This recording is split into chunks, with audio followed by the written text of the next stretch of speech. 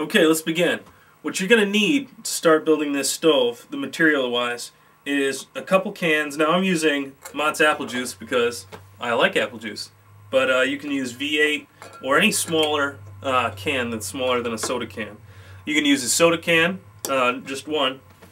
You're going to need an X-Acto knife or a razor blade knife, some tin snips, some JB Weld, and you can really make your pot stand out of whatever you want, but I like making pot stands out of gutter guard. I find it's a really durable material that doesn't rust. Yeah, let's start this guy up.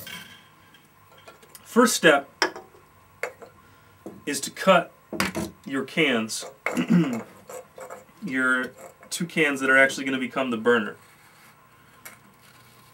Now what I do is, on a flat surface, I take my knife and score. Here, I'll show you a little better with the camera there. I actually score the can all the way around.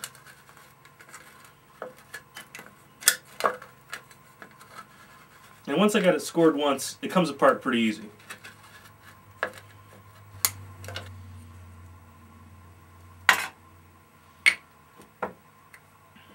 Now that I got the top, now that I got the bottom to one of them, I'm going to do the exact same thing, exact same height to the other piece.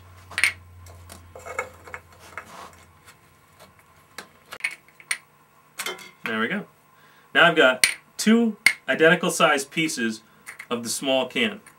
From here, I take my tin snips and cut up the side, just barely catching a little bit of the top. Just a little bit. Once your can looks like this, you just slip one inside the other.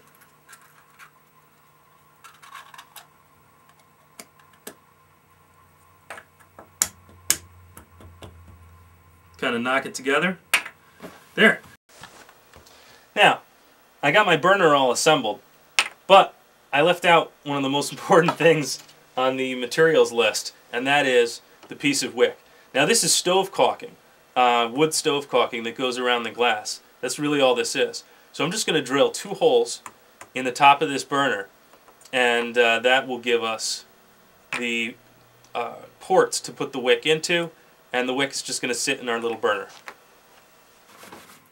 There we go. Piece of cake. Now, we just got to get our wick to go in there.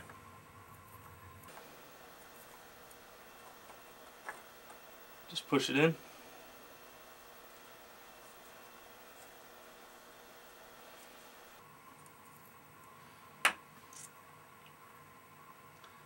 There we go. Our little fiberglass wick is in there, in our burner, and our burner is really all done.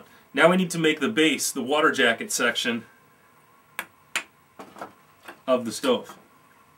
Once again, we grab the soda can, and it would help if you use something a little bit lower than this to do the can. I don't really have something lower than this, and so instead of worrying about it and trying to make an exact science, I'm going to cut through the can a little bit. There we go. When your burner sets in the water jacket, it should be a little higher, like a centimeter or so higher than the edge, so that you can have the water in here without overspilling into the burner itself. Pretty much the stove is done right now. What we need to do now is attach all these pieces together, and that's where the JB Weld comes in.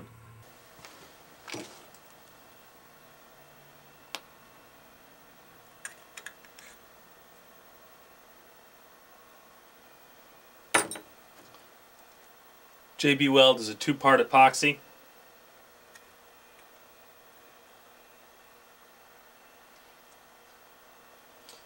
Squeeze a little bit of each part in. Mix it together so the colors, there's no distinct color, it just becomes a gray.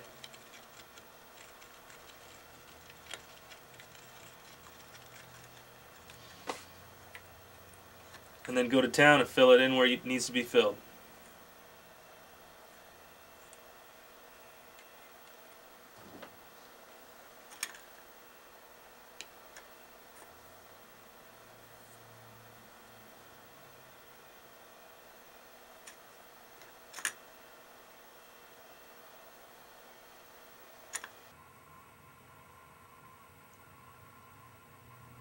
Okay, now that I've got it ready to go together,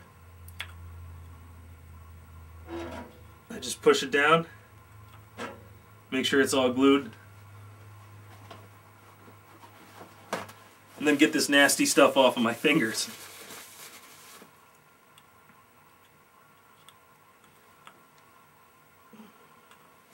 JB Weld takes about 6-7 hours to dry properly, so we're just going to leave that there to dry, and I'm going to show you one that I've already finished, and also I still have to show you how to make the screen, the pot holder.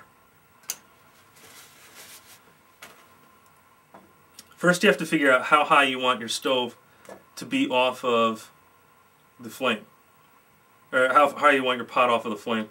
That's, we're going to say about 1.5 inches, 2 inches off of the top.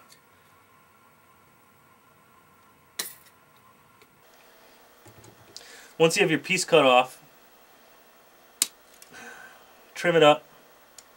Make sure it's all even. It's got to be even because your pot's going to sit on top of this, and you don't want a rocky, unsteady pot.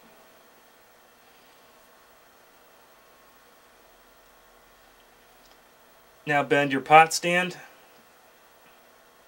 to conform to the shape of the stove. And this is actually a little bit higher than what I would have liked to have seen here. And so I'm just going to cut it down a couple more links. Much, much better. The pot should sit securely over your stove.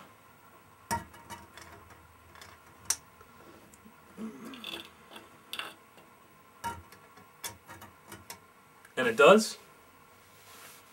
We're ready to light this thing up, make some tea. So let me show you how this guy works. First, we're going to fill it up with some water. Now, it's all open, so you just fill a little bit in the lip here.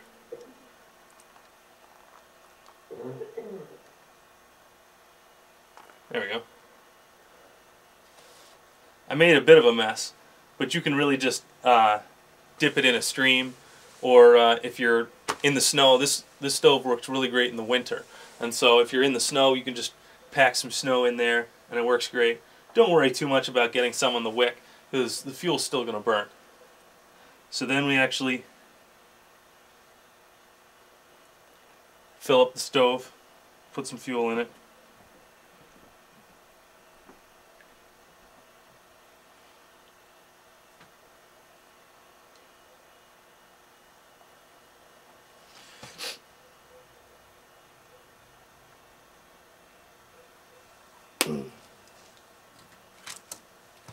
And once that's ready to go, put our pot holder over the top of it and light it up.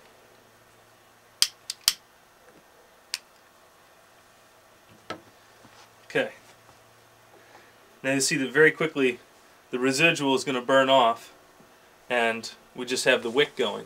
Now it works just like a lamp. The wick is going to draw the alcohol up and keep itself moisturized with alcohol. If it ever runs dry, that's when the wick starts to get brittle and will break and becomes a problem. You just blow it out before then. And even a couple times we're running it dry isn't going to be a problem. It just shortens the life of the wick.